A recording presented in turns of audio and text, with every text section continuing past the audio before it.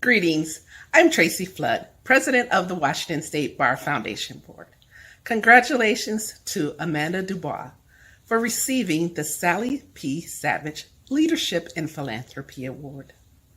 She exemplifies and embodies the spirit of the Sally P. Savage Award through her work with formerly incarcerated individuals and many other endeavors. The foundation supports WSBA programs that empower people, programs that ensure everyone has access to legal help, and that advances a diverse and inclusive profession. Thank you to everyone for their support. You are making a difference. Congratulations. Again, Amanda, you inspire us all. Amanda DuBois is truly an inspiration. What Amanda brings to the world is her energy, her can-do attitude, her leadership. She started her own practice after being a nurse for many years. I think of Amanda as a transformative philanthropist. Amanda sees a way she can not only help financially, but she does much more. She identifies practical ways to transform the system. First, she founded the Civil Survival Project. The way that I got into the whole formerly incarcerated world is that I had written a series of books, and they were about basic legal rights and responsibilities. I ended up teaching this class about these books to a group of people that had been in prison. So I'm like, I'm just going to teach them how to be a good employee and how to rent an apartment and how to sign a lease, and it seemed very straightforward, and they were all taking notes and listening. And then there was a person who says, excuse me, the only problem is we can't get a job and we can't get a place to live because we're all felons. And then they started teaching me about what it was like to come out of prison, and the stories were heart-wrenching. They were completely set up to fail. I got this idea that we should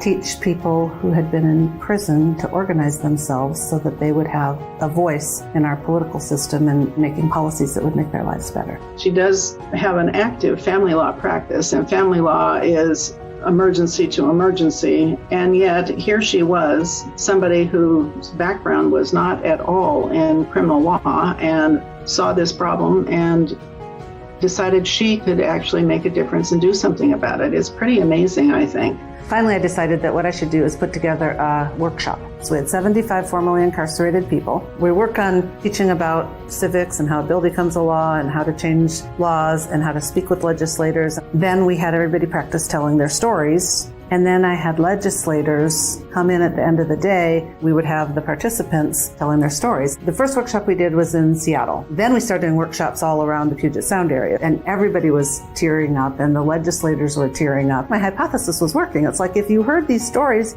you would want to help them. And then they started to, and then they built relationships. And ultimately, Tara Simmons, who's now the Executive Director of Civil Survival, just got elected to the legislature over in Kitsap. Amanda, maybe she didn't know what the end goal was going to be or how it was going to unfold, but she certainly took one step after another to make sure that those people she wanted to help could actually get the opening they needed in the world to reach their own fulfillment, their own potential, and contribute to society. People who went to the workshop got excited about it and they wanted to help. And I just figured, oh, we'll have all these great volunteers. But as it turns out, when you are in a demographic that has limited resources, you don't have the capacity to volunteer. You can't say, let's all drive down to Olympia. It became, well, who's going to pay for the gas? And what about if we're going to have lunch? And then they started explaining this to me, like, we would love to do this, but we need to somehow be paid. I'm super lucky and privileged because I happen to own a law firm and have resources. And I thought, well, okay, I'll pay. I made an LLC, and then I'm paying salaries to people. And that went on for a year or two. So then I thought, we'll make it into a nonprofit, and everybody who works here or in the leadership needs to be formerly incarcerated.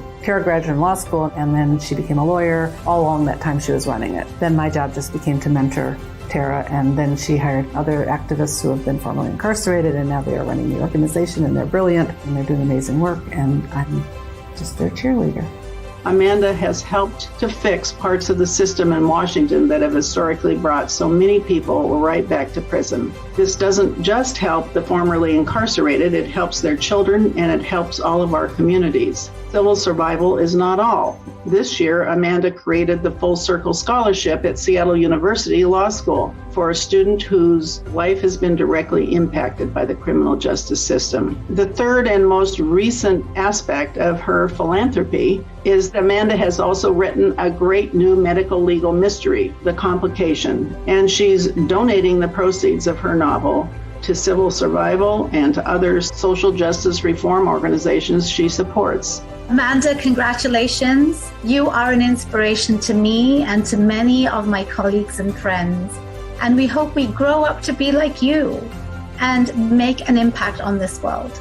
I would like to thank all of my friends in the formerly incarcerated community. The big thanks goes to Tara Simmons and all of the people on her staff and all of my friends who have taught me so much about the trauma that they've survived in the system. There are solutions, and I think if we could get out of our own ways, we could fix things.